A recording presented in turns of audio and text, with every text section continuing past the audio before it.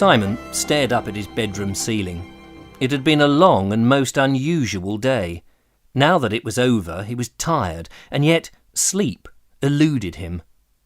When he had arrived home, his mother had 101 questions about his work experience. How did it go? What did he do? Had he worn a uniform? Had he put anyone in handcuffs? She even asked Simon if they gave him a truncheon. But when Simon tried to tell her what actually happened, his mother and sister thought he was talking nonsense. After all, the school wouldn't allow their work experience pupils to go and look at real crime scenes, would they? The idea was preposterous. "You know ghosts don't exist, don't you?" Claire said, as she tapped out messages on her phone. Claire was Simon's older sister. At 14, her conversations were always to the point and very brief. She rarely stayed in, and if she did, she was inevitably dolling herself up, getting ready to go out. And wherever she was always hunched over her phone, sending no end of text messages. Mrs. Pickle assumed that the day had been so boring that Simon felt he had to embellish it with fanciful nonsense. Either that, or the policeman hadn't a clue what to do with a 12-year-old boy on a school project and had fed him full of silly stories. Simon didn't say any more after that. He watched a bit of television, played games on his computer, and before he went to bed, made a few notes in his workbook. The school required him to keep a journal of his experience of work week, which he was to hand in on the coming Friday. The trouble was, he didn't know what to put in it. Mr. Jackson had told him his department was secret, and therefore what they had been investigating was not for publication, and definitely not for his teachers to know about. So Simon wrote little, and omitted anything about Vickers and the goings-on in Leopold Road. Before Mrs. Pickle went to bed, she switched off the landing light, as usual. Simon didn't fancy lying awake in the dark with all the strange thoughts running around his head.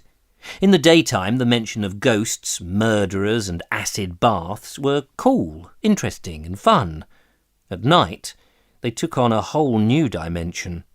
So he crept out onto the landing and switched the light back on again. Back in bed, he went over the other stuff Mr. Jackson had told him.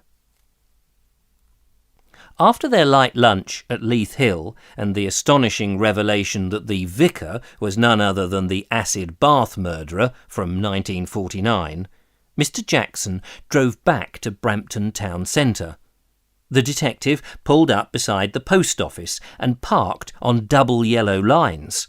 Simon supposed that was all right. Mr. Jackson was a policeman after all. And that's when an even weirder conversation began.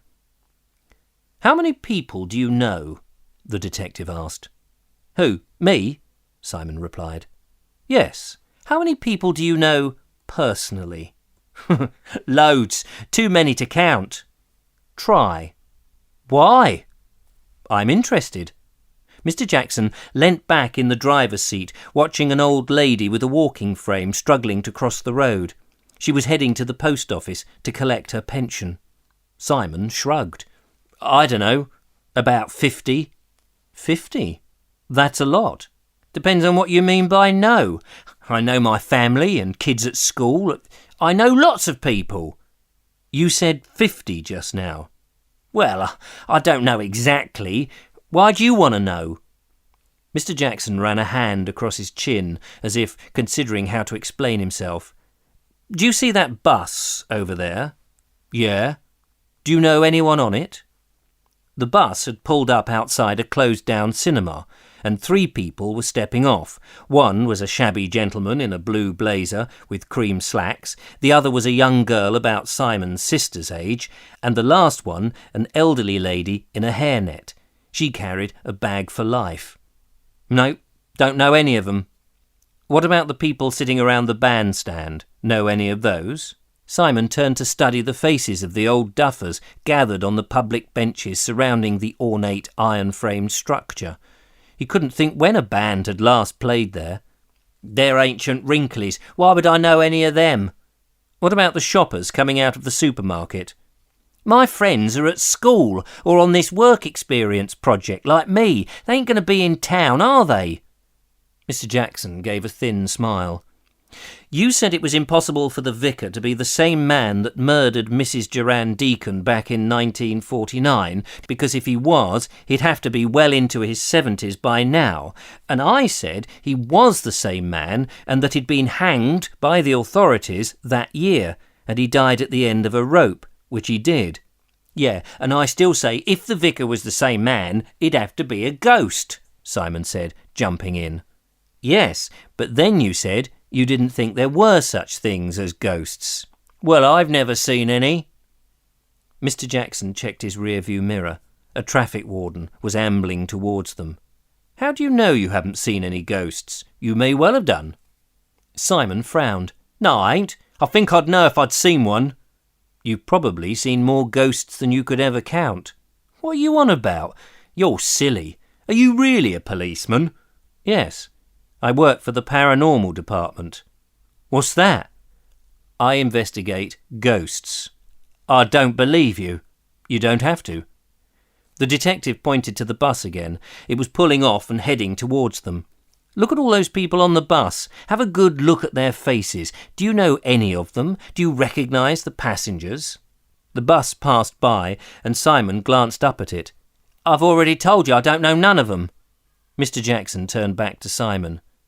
"How do you know they are real people? They might be ghosts." "How can they be ghosts?" "Why couldn't they be? You said yourself you don't know any of them." "You're weird. They don't look like ghosts." "Oh, really? And what are ghosts supposed to look like?" Simon went to answer, but stopped himself. Didn't everyone know what ghosts looked like? It seemed a stupid question. But then he'd always imagined ghosts as transparent things floating above the ground. Sometimes they dressed in medieval clothes, or as knights or soldiers or things like that. Sometimes they were spooky women dressed in grey or black. But of course he'd never actually seen one. It was only what he'd seen in films and on TV. Then there were those smudgy images that were supposed to be ghosts on the internet. Some were corny, like people in white sheets pretending to walk through walls, so obviously fake. They didn't count.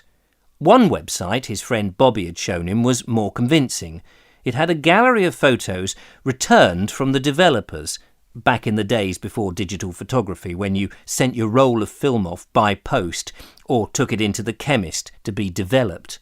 The holiday snaps on the website supposedly revealed images of dead people appearing in the picture's background. One famous example was of a black car. The lady who took it claimed that her husband was alone in the car, yet when the print came back, the woman saw her mother sitting as clear as day in the rear seat. Yet her mother had been dead for years. Simon took another look at the men on the bandstand, sitting, chatting and smoking cigarettes. He didn't know any of them, had never spoken to them. Why would he? Perhaps they were ghosts. Mr. Jackson interrupted his thoughts. "Come on, your mother will be picking you up from the police station soon. I better get you back. You can tell the desk sergeant all about your exciting day." Mr. Jackson started the Morris's engine. "Are the people on the bus really ghosts then?" Simon asked. "I'm not saying they are, I'm just saying they might be. Ghosts are all around us. It's impossible to tell just by looking at them who is a ghost and who isn't."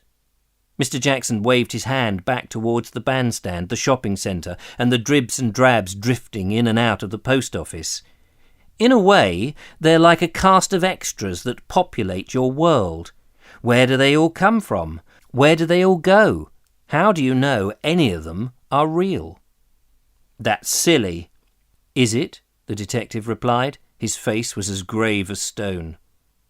It gave Simon to think about on the way home, and later that night as he peeked out from under his pillow with the landing light spilling reassuringly through the half-open door of his bedroom, the thoughts returned to haunt him some more. He wished the detective hadn't talked about ghosts. Surely it was rubbish. Mr. Jackson had wound him up. He was trying to put him off coming back the next day. That was it. After all, he'd said he couldn't look after him for a whole week. All that nonsense about the vicar coming back from the grave was lies. If the man was hanged in 1949, he couldn't return as a vicar, could he? A vicar! The idea was ridiculous. Wasn't it? Join me again next time, and I'll read the next chapter of The Ghost Detective.